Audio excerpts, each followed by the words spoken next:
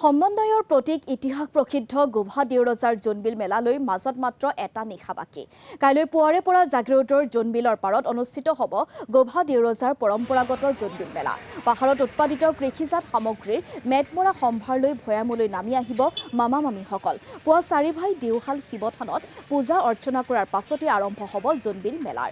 আৰু 23 জানুৱাৰী ঢলপুৱাতেই চলিব বিনিময়ৰ হাত, স্তব্ধ হৈ পৰিব মুদ্ৰাৰ প্ৰচলন। সমূহীয়া মৎস্য চিকাৰৰ লগতে থাকিব পৰম্পৰাগত কুকুৰা যুঁজ। লগতে মেলাস্থলীত অনুষ্ঠিত হ'ব ৰাজদৰবাৰ। ৰাজদৰবাৰত মুখ্যমন্ত্ৰী হিমন্ত বিশ্ব শৰ্মা উপস্থিত থাকি মধ্য অসমৰ 22 গৰাকীকৈ তিৱা ৰজাক প্ৰদান কৰিব ৰাজভাট্টা। ইতিমধ্যে মেলাস্থলীৰ প্ৰস্তুতি সম্পূৰ্ণ কৰি তোলে মেলা উন্নয়ন সমিতিয়ে। আৰু এই সন্দৰ্ভত আমি জোনবিল মেলাৰ যেহেতু মাজত মাত্ৰ এটা নিশা বাকী, গতিকে কেনেধৰণৰ প্ৰস্তুতি চলোৱা হৈছে সেই সন্দৰ্ভত আমি পৰিৱেশ জানিবলৈ চেষ্টা কৰিম আমাৰ সাংবাদিক বিমল হাজৰিকাৰ জৰিয়তে।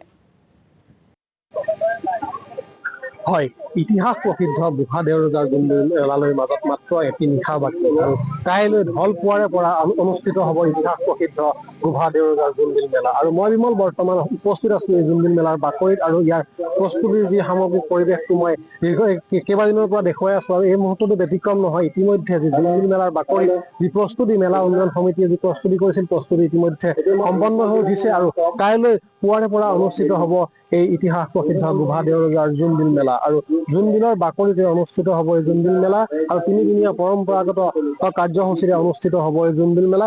ইতিমধ্যে তেওঁলোকৰ যি তিৱা জাতীয় জনগোষ্ঠীৰ যি কৃষ্টি সংস্কৃতিৰ ঘৰসমূহ আছে, এই গৃহসমূহ আছে, এই গৃহসমূহ আচলতে সুন্দৰকৈ ইয়াত সজাই পৰাই তোলা পৰিলক্ষিত হৈছে। আৰু ইয়াৰ পৰিৱেশটো মই যিমান দূৰ সম্ভৱ হয় দেখুৱাবলৈ যত্ন কৰিছো। আচলতে এনেদৰে সুন্দৰকৈ সজাই পৰাই তুলিছে। আৰু কাইলৈ এই জোনবিল মেলা অনুষ্ঠিত হ'ব। আৰু ইতিমধ্যে ইয়াৰ প্ৰস্তুতি সম্পন্ন কৰি তুলিছে জোনবিল মেলা উন্নয়ন সমিতিয়ে। কাইলৈ পুৱা 4 ভাই দেওশাল শিৱ মন্দিৰত তেওঁলোকৰ যি মাংগলিক পূজা অৰ্চনা আছে, এই পূজা অৰ্চনা কৰাৰ পিছতেই আৰম্ভ হ'ব জোনবিল মেলা। আৰু পাহাৰৰ পৰা কাৰ্বি আংলং আৰু মেঘালয়ৰ পৰা কেইবাখনো গাঁৱৰ কাৰ্বি লোকসকল, আচলতে মামা মামীসকল ভৈয়ামলৈ নামি আহিব কাইলৈ।